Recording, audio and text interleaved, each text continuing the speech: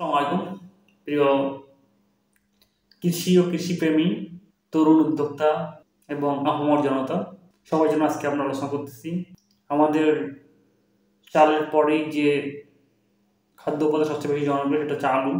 সে আলু নিয়ে আমরা বর্তমানে দেখতে পাচ্ছি বাজারে কৃষক লেভেলে আলুর দাম 10 টাকা 11 টাকা এর মধ্যে। এটা খুবই অশনি সংকেত। আমরা জানি আলুর দাম যদি এত পড়ে যায় তাহলে কৃষক লসে পড়ে যাচ্ছে।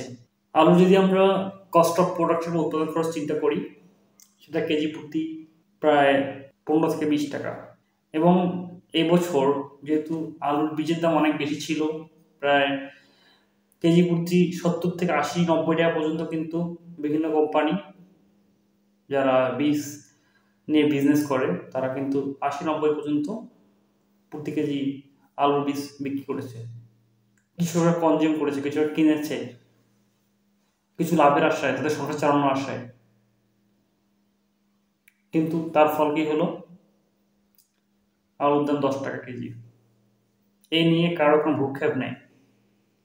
কোন সুশীল সমাজ, কোন রাজনৈতিক ব্যক্তিবর্গ বা বাংলাদেশের বর্তমান বৈষম্য বিরোধী সরকার, আমি কোনো সরকার এবং পদক্ষেপ দেখছি না বা কোনো জনমানুষ সে নিয়ে কথা বলতেছে না। কারণ এই কৃষকের বলার মতো কোনো সংগঠন, কোনো কৃষিবিদ গ্রুপ বা কোনো অন্যান্য ব্যক্তিবর্গ বা বিভিন্ন কৃষি উৎপাদন বা কৃষি যন্ত্রপাতি বিক্রি করে, কৃষি উপকরণ বিক্রি করে এমন কোনো কোম্পানি, তারা কিছু যায় আসে না। কিন্তু যদি একান্ত কৃষক যে এই কৃষির উপর নির্ভর করেই তাদের জীবন জীবিকা নির্ভর করে, তারা মাথায় হাত দিয়ে একদম বসে আছে। তাহলে এভাবেই কি আমাদের চলবে আমাদের বাংলাদেশ?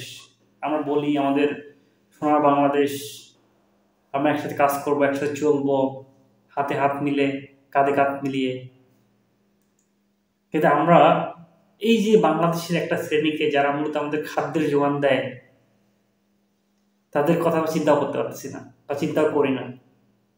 তার কখনো লাভ লস যাই মন তাই করুক, কিছু যায় আসে না। আলু বিষয়টা দেখেন, একটা আলু দুইটা সিজনে হয়, একটা লেট একটা আর্লি। মূলত খরিফ সিজন এবং রবি সিজন, দুই সিজনে আলু। এবার রবি সিজনে মূলত মেইন যে আলুর যে সময়টা, সেখানে কৃষকরা দাম পাচ্ছে এখনই 10 টাকা, পরবর্তীতে দামটা আরো কমে যাবে। এক্ষেত্রে কৃষকের কি করণীয় বা সরকারি করণীয় বা জনগণের করণীয়, আমরা এটাকে আলোকপাত করবো। হয়তো অনেকেই বলতে পারি আমরা যে কৃষক কেন অ্যানালাইসিস করে না, কৃষক এটা করে না ওটা করে না, কেন কেন তারা মন চাইলো আবাদ করলো। যেহেতু বাংলাদেশে কৃষকদের কোনো সমন্বয়ের কোনো টিম নেই বা গভর্নমেন্ট সেভাবে এটাকে নারিশ করে না, তাই বর্তমান অবশ্য উচিত আমাদের যে খাবারের যোগান দেওয়া যে কৃষক, তাদের প্রপার অ্যানালাইসিস করে উৎপাদনের দিকে তাদেরকে অগ্রণী ভূমিকায় রাখা, এবং কি পদক্ষেপ করলে তারা আসলে লাভবান থাকতে পারবে, জনগণ এবং কৃষক সবাই উইন পজিশনে থাকবে, সেটা আমাদের অ্যানালাইসিস করে বের করা। এখন অ্যানালাইসিস অনেক বড় ইস্যু। এখন বর্তমান যে সমস্যা তৈরি হয়েছে, অর্থাৎ এই যে আলুর উৎপাদনটা অনেক বেশি বাংলাদেশের মার্কেটের তুলনায়, চাহিদার তুলনায়, যার কারণে দামটা অনেক পড়ে গেল, সে থেকে কীভাবে বের হবো আমরা? এক্ষেত্রে আমাদের করণীয়টা কি? এটা হচ্ছে মেন আলোচ্য বিষয়। এখন এখানে আমরা যেহেতু দেখলাম আমাদের উৎপাদন যথেষ্ট উৎপাদন আছে, তা আমরা এটা করতে পারি সরকারকে এক্ষেত্রে একটা আলুর উৎপাদন কাজের সাথে যে তাদের মেইন খরচ, তাদের যে সময়সীমা, এখানে একটা বেসমেন্টে রেখে সরকারের যে কৃষিবিদ বা কৃষি মন্ত্রণালয় আছেন তাদের মাধ্যমে সমন্বয় করে গুদামজাত করার ব্যবস্থা করা, এবং এটা অনেক স্বল্প মূল্যে। আমরা দেখতে পাচ্ছি বিভিন্ন যারা কোল্ড স্টোরেজ মালিক আছে তারা অলরেডি তাদের যে মাল রাখার যে স্টোরেজের দাম বাড়ায় দিয়েছে, এবং এমনও হয়েছে যে এখনই তারা বস্তা প্রতি 100 টাকা অগ্রিম নিচ্ছেন, কারণ এটা খুবই স্বাভাবিক। যারা এই সময় দাম যেহেতু কম, অনেকেই এটা জরুরত করবে বেসরকারিভাবে অধিক মুনাফার আশায় পরবর্তীতে। কিন্তু কৃষক যারা আসলে কোনো ডিপেন্ডেন্সি নাই এটা ছাড়া, যা এই আলুর উপরেই নির্ভর করে সংসার চলে, তাকে তো যেকোনোভাবে বিক্রি করতেই হবে, তার তো কোনো উপায় নেই। তো এই ক্ষেত্রে কৃষকদের সাথে লোকাল যে কৃষি প্রতিনিধি আছেন, কৃষি মন্ত্রণালয়ের প্রতিনিধি আছেন, উপসহকারী কৃষি কর্মকর্তা, ওনাদের নেগোশিয়েট করে তাদের প্রয়োজনে ভর্তুকি প্রদান করে তাদের সংসারের চালানোর ব্যবস্থা করে আমরা অতিরিক্ত আলুটাকে একটা বা দামের বা ভর্তুকি দিয়ে আমরা একটা প্রাইজেসটা কিনে নিতে পারি। কারণ 10 টাকা আলুতে বিক্রি করে আসলে কৃষকের পুঁজি নষ্ট হয়ে তো হবেই, এখন তারা আসলে সামনের দিকে যে কৃষিকাজ করবে আবার তাকে রিফর্ম করবে, এটা আসলে অনেকেরই সাধ্য কুলাবে না। তাই কৃষকদের বাঁচাতে আমাদের গভর্নমেন্টের এই দায়িত্বগুলো নিতে হবে। কারণ কৃষক যেভাবে তাদের নার্সিং করে, অন্য কোনো পেশার মানুষ বা বর্তমান যারা পড়াশোনা করতেছি আমরা, তারা আসলে এটা কিন্তু করতে পারবো না। এত ইজি না, অনেক কমপ্লিকেটেড একটা টাস্ক।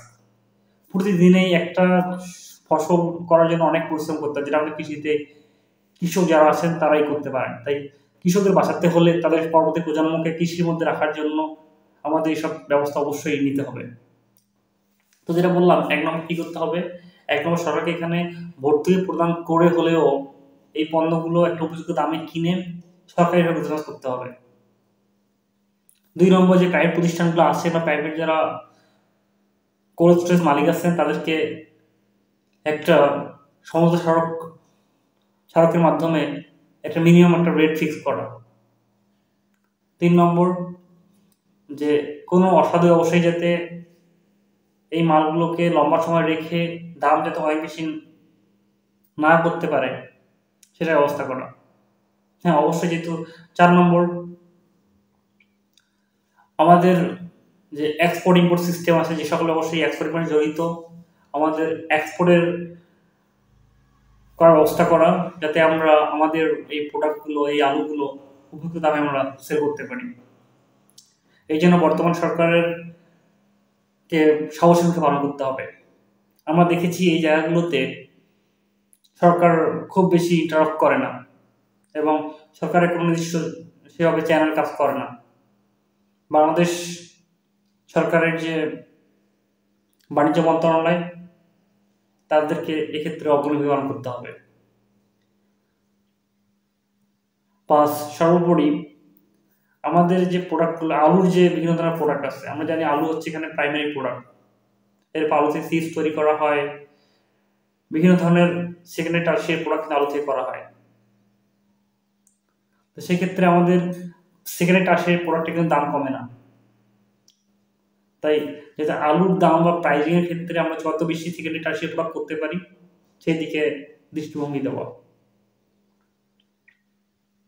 আমি একটা বিষয় এখানে অ্যাড করবো যে আমাদের যে সকল কর্পোরেট প্রতিষ্ঠানগুলো কৃষি উপকরণ বিক্রি করেন, তারা যেভাবে লাগামহীনভাবে তাদের মতো এমআরপি সেট করে অধিক দামে তারা প্রোডাক্ট বিক্রি করে, কৃষককে বাধ্য থেকে কিনতেই হয়।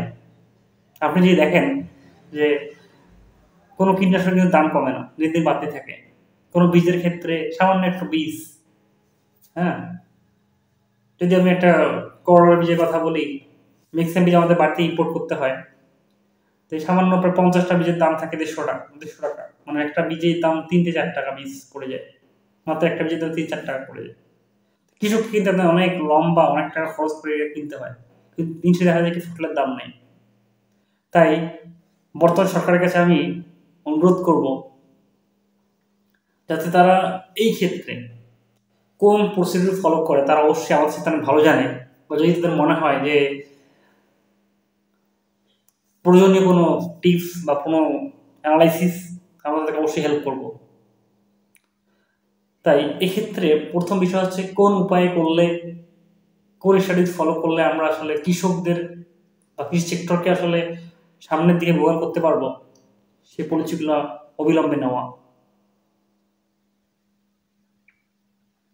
তো দর্শকবৃন্দ, আমরা চাই যে এই যে আলুর উৎপাদন খরচ এবং আলুর যে বিক্রয় খরচ, আলুর উৎপাদন খরচ যেন একটা মিনিমাম পর্যায়ে থাকে এবং আলুর বিক্রয় রেট এমন একটা রেট হয় যাতে সবাই এটা কিনতে পারে।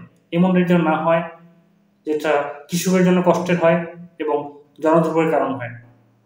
এক্ষেত্রে আমাদের কৃষক, ভোক্তা, মধ্যস্বত্বভোগী এবং সরকার সবাইকে আমাদের অগ্রণী করতে হবে এবং কৃষি বিষয়ে কৃষি মন্ত্রণালয়কে খুবই সাহসী পালন করতে হবে এবং প্রতিটা ব্যবসায়ীকে আমাদের দেশের জন্য, দেশের মানুষের জন্য একসাথে কাজ করতে হবে। ধন্যবাদ।